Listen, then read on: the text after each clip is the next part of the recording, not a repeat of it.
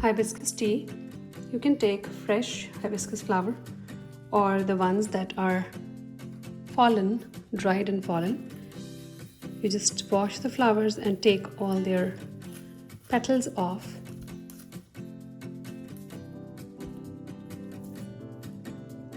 I'll be using cinnamon and hibiscus, and we'll add some lemon also to it.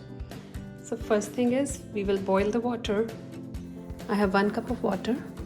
Good part about hibiscus tea is that it's loaded with vitamin C and antioxidants and is really good for lowering your cholesterol and your blood pressure.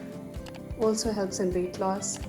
So you can have 1 to 2 cups of hibiscus tea every day.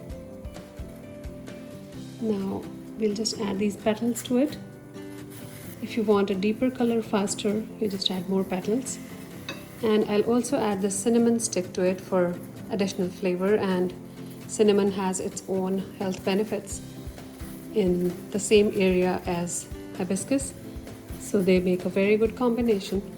Since this has come to a rolling boil, we will cover it and turn off the heat.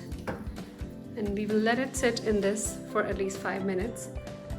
And you can see how it has come to a beautiful pinkish color. Now we'll pour the tea into the cup.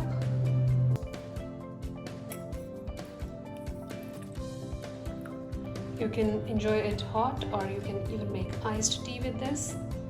Now I'm going to add just a little bit of lemon.